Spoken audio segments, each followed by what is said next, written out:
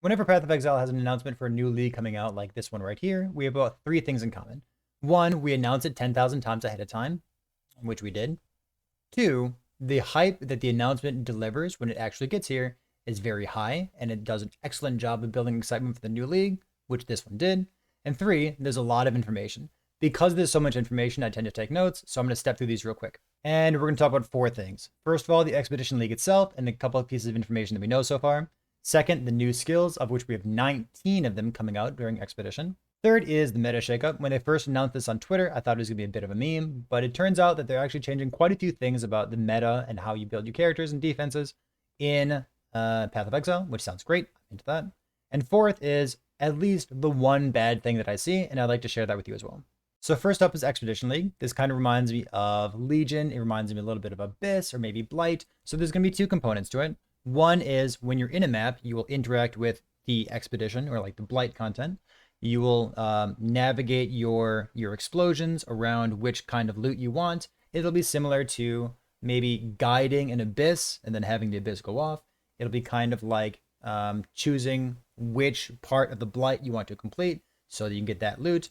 Or maybe even like, maybe if you want to equate it to Legion, you see which Legion loot you want, you pop that, and then you engage with it afterward.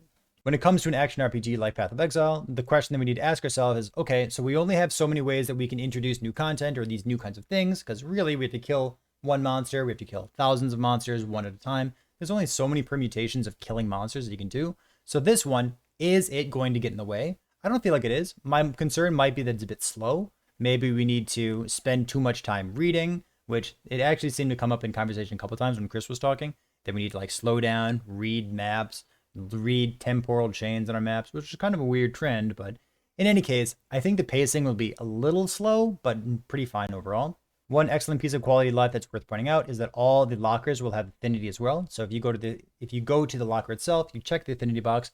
Presumably, upon going to your normal stash, if you right click on something, it'll go to the proper locker, which is excellent for people who want to stash the stuff in between maps and not use a quad tab. Next up, in terms of defenses in Path of Exile, we kind of have a holy trinity of strength, intelligence, and dexterity, which has to do with like maybe dodge and evasion, energy shield based defenses, and armor based defenses. We have a new thing altogether that is kind of breaking that mold, and it's adding a new implicit to new base types. So instead of having an implicit of like energy shield or armor, we're going to have an implicit of ward on some of these new bases that are introduced. There'll be a couple of unique items as well, but it sounds pretty cool so far. So what this is, it says when you're hit, all of the ward gets consumed, and then whatever numerical value that ward was, that'll be subtracted from the hit itself. We need to have a few more like POB kinds of numbers about how exactly this works, but to me, it kind of seems like something that at face value would slide into maybe a evasion or dodge based defense, but I think more realistically it won't. So here's my 2 cents for you on this. When you have something like ward, it seems like it kind of serves the same role as Wind Dancer, the keystone on the skill tree. So for me, I don't like using Wind Dancer plus Kintsugi. In SSF, I think that's a pretty good idea because it's a reasonable chess piece. It's a little harder to farm that prophecy in SSF these days, but it's still a pretty reasonable thing for you to do. However, in a trade league, the opportunity cost of using Kintsugi is it's too high, and I'd rather have something, for example, like life, percent life, and a big chunk of physical damage taken as elemental damage, because that is going to help you stay safe for the next hits after Wind Dancer is down. So you're dodging around, you're not going to get hit. That first hit, when it hits you, is going to proc Wind Dancer, and you have the damage reduction there. The subsequent hits after Wind Dancer is no longer active is the point where your build is most vulnerable. So it's more worthwhile to have a bunch of life, some Fizz taken as Ellie, some Assault Flask, some Block, some kind of other things that work in your build like that. Maybe Endurance charges that help to mitigate the subsequent hits after Wind Dancer's already down. That's the point where you're most vulnerable in that kind of build. So Ward at first glance makes it look like it might fit into like don't get hit too often, but I don't think it's really going to fit into like your normal evasion dodge based character. What I might see this fit into is, there is a style of build that popped up recently, which is a petrified blood summoner that does not reserve life and just happens to reserve some of their mana using petrified blood, which basically gives them 35% more life, right? So they don't use skills too often. They're a necromancer. There's a bunch of summons around, and those are like killing the monsters for you. And you're not going to use a skill. You're not going to be hit too often. And when you do, it's not a big deal. You can just flask back up. So a kind of build like that, I could see ward being pretty reasonable for. It depends on how big the ward values we can get. It depends on what kind of other mechanics can work along with ward. Maybe there's something that can work with a trickster, where you would kind of have a hybrid weird defense, trying to make use of as many parts of the ascendancy as possible. Maybe it fits in there, but I think it's interesting. It looks like the numbers are low. I don't think it's going to fit into a normal evasion dodge based character, but I'm kind of excited to see where it does go, because this is basically a brand new style of defense that we've never had before in the game. And section number 2, the new skills. There are a lot of new skills. You should go to pathofexile.com and look at all of them. These are some of the highlights for me that stood out and some of my notes that I took on them. First up, melee slam totems. You can take a normal slam skill like Tectonic Slam and put it onto a totem. This sounds absurdly strong with the new Chieftain Ascendancy. I would not be surprised if this is an A+ starter build. Doesn't appeal too much to me because I don't really like totem builds, but if you do, this is definitely something that should be on your radar. Defiance Banner is a purely defensive banner to go along with the slew of other banner skills we have in the game, War Banner and Dread Banner. There are already builds out there that are using Dread Banner, not for the Impale effect, but just to get the defensive benefits of reducing the enemy's accuracy. If that's the kind of thing that your build is in the market for, having a Defiance Banner seems like an excellent inclusion, and I like this kind of expanding the skills that already exist in the banner archetype. Shield Crush is another addition to the shield type builds. You can use it for clear, you can use it for single target. It has a little bit of both built into it. I'm still surprised that I've never played Special Shield Throw at this point, because the unique jewel for it is actually so cool. But maybe I will at some point. If I do, Shield Crush is probably going to be part of my build. When I play bow skills, I aim for things that have quality of life, lots of easy targeting, easy aiming, things along those lines. Rain of Arrows and Toxic Rain are both very easy because of how ground targeted they are. Just big AoE, hit lots of enemies. Storm Rain is a new skill that's going to be introduced during Expedition League, and it seems to slot right in next to those skills as another big AoE ground targeted ability. The difference between this and maybe Rain of Arrows is that you can pre-stack it on a boss instead of only starting to fire as soon as the boss spawns. And the difference between this and Toxic Rain is that this one hits. This is not a damage over time skill. It just happens to put down some pods on the ground, some lightning pods, and they'll hit. Presumably you can build crit as well. And this seems like, honestly, the kind of skill that I might even enjoy playing for bow skill as well. One thing that we'll have to see is like, how does this go with ballistas? How does this go with mines? It'll be hard to get ballistas to pre-fire on top of a boss, but mines, you can start detonating the mines before the boss even spawns and get lots and lots of stacked up damage for your crit ally bow skill, and it actually starts to look pretty good. I like this a lot. I think it's going to be really good. Next up, we have something that I thought was a spell for a long time until I looked it up and it said attack on it. So this is Explosive Concoction. This is a ranged attack skill that requires you to be unarmed. You can go look this up for yourself. It's on the pathofexile.com website. What I want to call out to you is a spicy idea that I have. So you have some extra flat damage if you're using flasks, a cold resistance flask or a lightning resistance flask. And then if you use a fire flask along with this, it'll give you ignite. So you could play this as a elementalist perhaps. You could have all of your damage ignite. So the more damage multiplier from having a ruby flask along with a flat from 2 other flasks. And then if you wanted to juice up your damage even more, well, you have to be unarmed anyways. I'm kind of interested in using Explosive Concoction, maybe for an ignite build, or maybe just if you're using it to hit somebody. But Doryani's Fist happens to give you a ton of lightning damage to attacks while unarmed. This is something that's really interesting. I would be into this. You could try to take this in another direction, stacking up dexterity and using Hollow Palm. But Doryani's Fist, I think, would be the first thing that I want to try out if I find one of these when I'm playing SSF. Voltaxic Burst looks to be like a new kind of skill, maybe in the same vein as Dark Pact, if you've enjoyed playing a self-cast version of that in the past. If you can reduce the duration and have the buff stay on your character as little time as possible, then it'll detonate at the end of its duration, and you can have a nice fast playstyle. This will deal chaos damage to yourself. You can mitigate that by going CI, although I think if you're going CI, you're losing a bit of your damage scaling, because it scales based on your maximum life and your maximum energy shield, because it's dealing damage to yourself as well. But perhaps you could also go Divine Flesh. This might be another good way of mitigating some of the damage from it. After talking about Explosive Concoction, which is the first ranged attack skill that requires you to be unarmed, we have another thing that's kind of in the same vein. This is Blade Trap. Blade Trap is a melee attack trap. It does not scale on attack speed, but it does scale based on the damage of your weapon, and it deals attack damage. So this sounds awesome. I'm not sure how I want to build it yet, but it's a new thing that we can never do before, and that's really exciting for me. That's the kind of archetypes that I love seeing added into Path of Exile. It's the kind of thing that makes you want to brew new builds. We're on to section number 3. This is the meta shakeup, and there's 4 things in this section here. So let's highlight these real quick. First is increased difficulty. This has to do with a couple of pieces of minion AI, minion speed, damage, leading your character's movement with the trajectory of their skills. Next up would be nerfing boring support gems.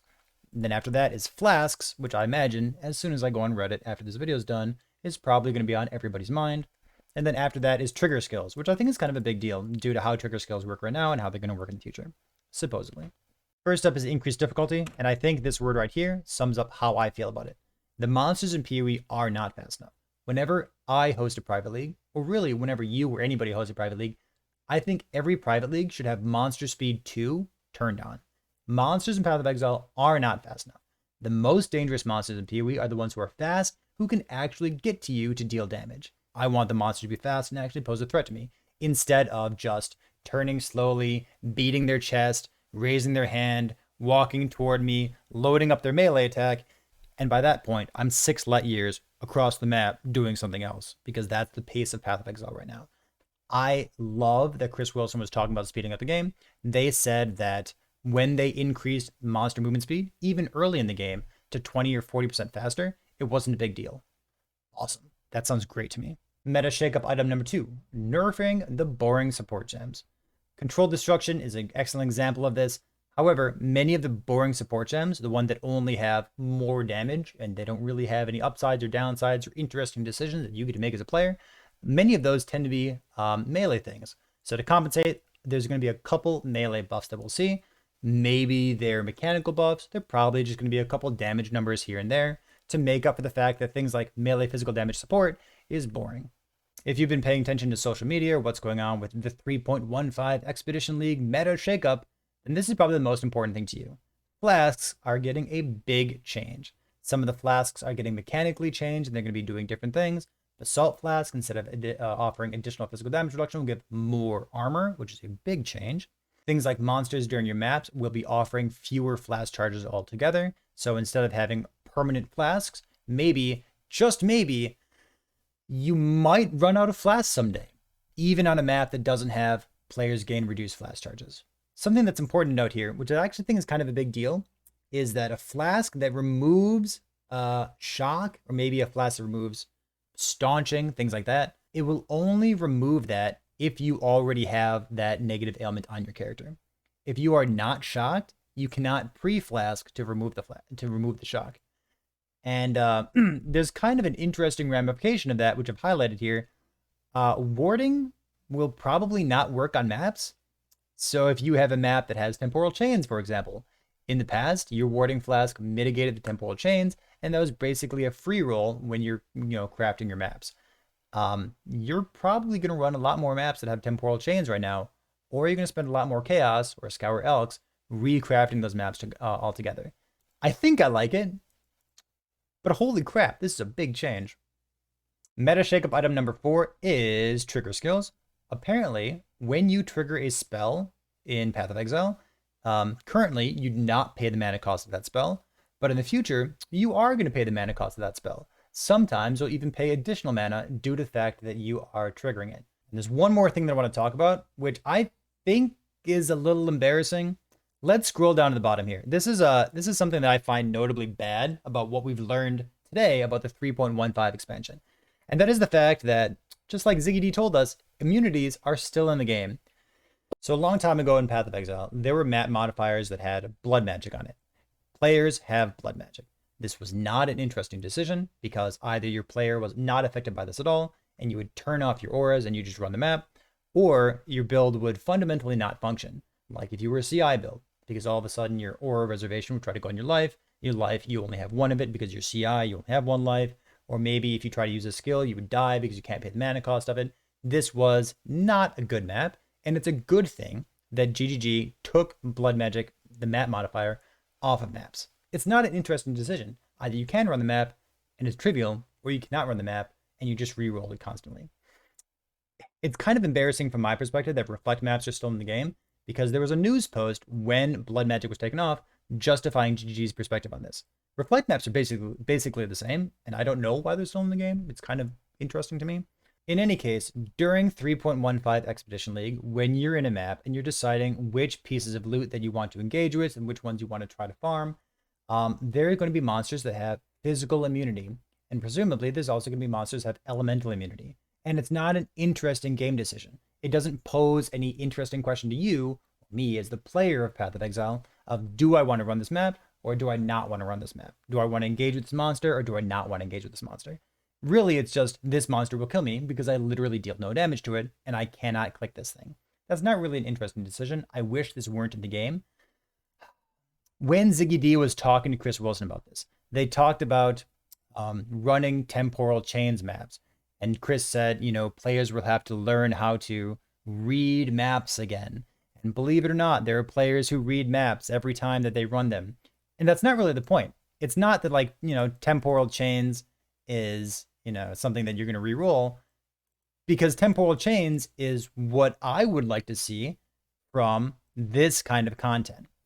But Chris equating temporal chains with blood magic maps and reflect maps kind of misses the point, because those two pieces of content that I've highlighted here, they kill you instantly, and it's not a fun or interesting decision for you. However, for temporal chains, it's like, okay, well, do I have comms roots? Do I have lots of movement speed? Can I take a hit in case I can't outrun a monster? Does this matter to me? You know, I'm a little disappointed by it. I guess it's still in the game. We're still going to have reflect maps. You can still have immunity to reflect by crafting it on your chest piece or getting some nodes on the tree or using some unique items, I suppose. But it's not a mechanic that I like. In fact, in a tongue-in-cheek way, I would say that reflect does not exist in Path of Exile because it's so binary. Either it instantly kills you and it means that you cannot engage with that content, or it's a moot point and you just skip it altogether and you don't care. So that's it. That's my reaction to the 3.15 information that we've learned about today. We have 1 week until Expedition League begins next week, Friday, for Path of Exile. We do not have the patch notes. We don't have the new gems. We don't have the level 20 stuff. We don't have new items, new uniques, new POB updated. We don't have any of that yet. But for what we do know, I'm excited about the new league. Somebody asked me, what am I excited about most? The league content, it looks fine. It's whatever. But this stuff down here, these new skills, there is a lot of new stuff. We have things like Blade Trap that's never been in the game before. We have Ward, which never been in the game before. We have, you know, new pseudo Toxic Rain stuff that can crit as well. Storm Ray. Maybe I'll play a bow build. I'm probably not going to play a bow build. But there's a lot of stuff to try and a lot of new builds. I'm excited to play it. I think it's going to be a good time. So what do you think? What are you excited about for Path of Exile 3.15 Expedition League? Let me know here in the comments on YouTube. You can check me out on Discord as well. That tends to be the best place to talk to me. Or you can just come to twitch.tv/ParryThePig, where I stream almost every day, about 4 p.m. Eastern. You can catch me live for the most part. Drop a follow and drop by whenever you can. So that's it for me. Appreciate you being here. We'll see you next time.